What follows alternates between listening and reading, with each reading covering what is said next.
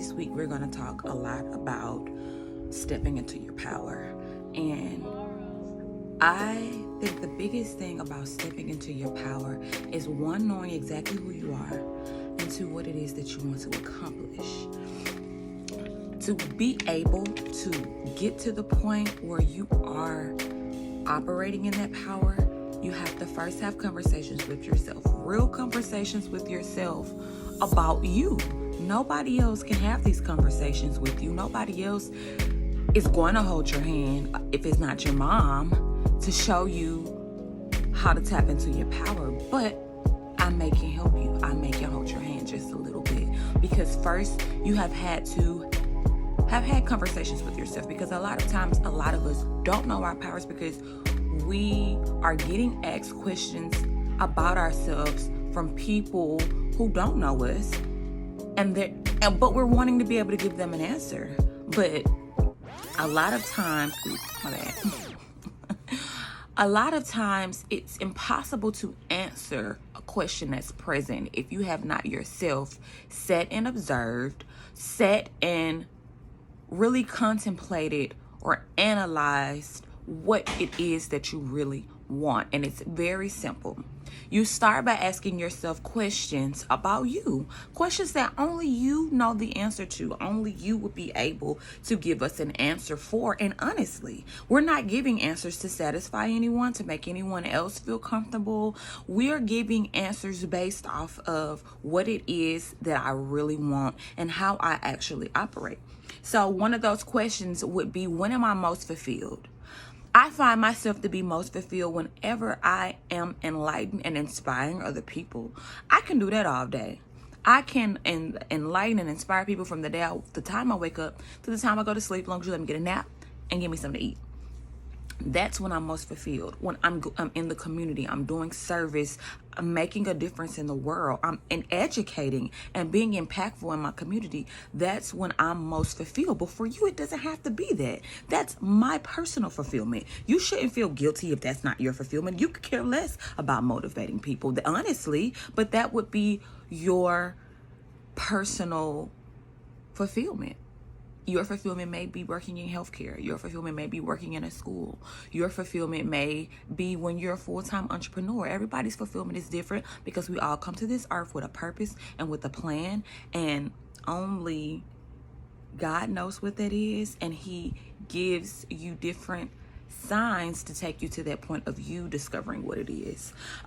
What does fulfillment look like for you on different scales? So there's a lot of different fulfillments. You have emotional fulfillment, financial fulfillment, physical fulfillment. You need to know every area of your life, what's comfortable for you and what's not, what's going to be acceptable and what's not. And I say that because from my own personal experience with life, things just kind of happened and I just kind of rolled with it.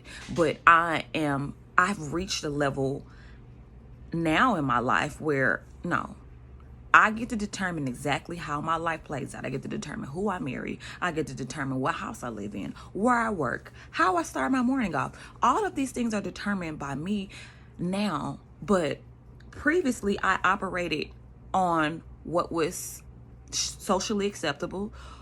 You have to do this or you have to do this. You follow out through a plan. But if you look at the elements of your life, you have home, family, work, and then leisure. If you look at those different areas of your life and determine, this is what makes me the most happiest, this is when I feel the most clear, and strategically write down exactly what that looks like for you, and then you can start from that inventory to look at your life and see if you're living your life how you want to or how someone else wants you to. So you even need to get even deeper into talking about what makes you sad, what makes you angry, because I didn't even know what made me sad and what made me angry. All I knew was the emotion. But if you know what makes you sad and what makes you angry before it presents itself, you can prevent it and you can keep yourself out of those situations. But as you step into your power, you definitely have to understand a few things. Not everybody is going to be accepting of it, and that is not your problem. That's their problem. They have to learn how to deal with you. They have to learn how to meet you on your level ground, because we accept the fact that we're not all alike. So when you're discovering your power, You first have to kind of reprogram your mind into understanding exactly who it is that you are. When I started my journey, I felt a lot of insecurities based off of how people perceived me, because how people perceive you and what you think of yourself can sometimes be not in alignment. Some people can think higher of you than you think of yourselves, and I think for me that was a lot of it. A lot of people thought higher of me than I thought of myself, and I can see it now, but then I didn't really know what my truth was. Who am I? Like, you start off by getting affirmations. If you think that you're deserving of something, that's exactly what you'll project and what you'll bring into your life. I am is the biggest thing, and you'll oftentimes hear me talk about it a lot, because the more that you tell yourself who you are and what you are, the more you'll kind of be very stern on what you accept, and it becomes you. So even if you are not feeling beautiful, the more you say, I am beautiful, I am attractive, the more you say these things to yourself, the more that you be like, well, you know what, I am. And I really believe that affirmations are very, very important and very powerful, because we have to remember that whatever you tell yourself, that's exactly what will produce and will reflect in your life, because that's what you believe. So if you change what it is that you believe about yourself, then that's the first step into stepping into your power. Now, once you get to enhance this development, once you have set and established who I am, what it is that my dislikes and my likes, and really have these conversations with yourselves, now you're responsible, because you're aware. You know what it is that you want, what you don't want. So now you're fully responsible for the things that you allow into your life. So you have to be very intentional. Number one, be intentional. Friends, families, lovers, relationships, jobs, business, life, you have to be intentional. You look at the job. Am I happy? Is this doing me justice? Look at your relationships, your friendships, your family relationships, and really assess, really take time to be very intentional. Don't take things lightly. The more you take things lightly, the more you allow something else to tell you exactly what your power is and how you're going to stand in it. That's not how powerful people stand into their positions. We stand in power by first asserting what it is that we will and will not accept, and then making sure that we kind of manage that in our lives. You also have to be very accountable. Nobody's going to hold your hand. Nobody's going to make you do anything that you need to do to get to where you need to be. You have to be accountable. So intentional and accountable kind of works hand in hand. I intentionally connect relationships with people, but I'm going to hold them accountable. You have to maintain that friendship or that relationship under the conditions that it's in alignment with who I am and where I'm going. And that's with everything. That's not just with friendships. That's with business. That's with you. Am I really giving 120%? Is what I'm giving right now going to take me to where I need to be? Embracing challenges. You're going to have challenges. It's no other way to say it. You're going to have challenges.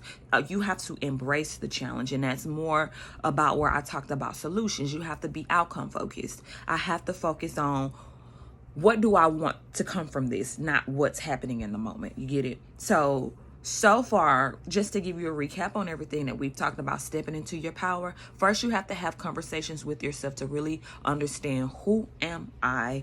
What is it that makes me feel fulfilled? When I'm operating at my highest self, what is that? And how does it make me feel? What am I doing? How am I feeling? What am I wearing? What am I eating? Who am I around? These are very serious things that if you take them lightly if you want to, okay? But it really says a lot about who you are, where you're going, and how powerful you are. And we wonder why we feel powerless, but it's because you're in powerless situations, powerless relationships, powerless jobs. You're in things that deplete your energy and not fuel that energy. So Once you've had that real conversation with yourself and you kind of know exactly what it is that you want, or not kind of, you know for sure exactly what it is that you want, you won't move on to affirming those things. Affirm that this is who I am. I am XYZ, whatever that is for you. And then you want to thank and forgive yourself consistently. Thank and forgive yourself for where you are, where you're going, and what's to come next. From there, you want to focus only on what you can change. Don't focus on what you can't change. If you can't change it, what's the purpose of focusing on it? For things that I can't change, I attack with prayer. I go to prayer and I let the supernatural take over those things for me, because I'm not going to stress about something that I have no power over. You have to know, that's one thing about being powerful, is knowing when to assert and when to pull back. Once you have established those things, you want to be very intentional about everything in your life.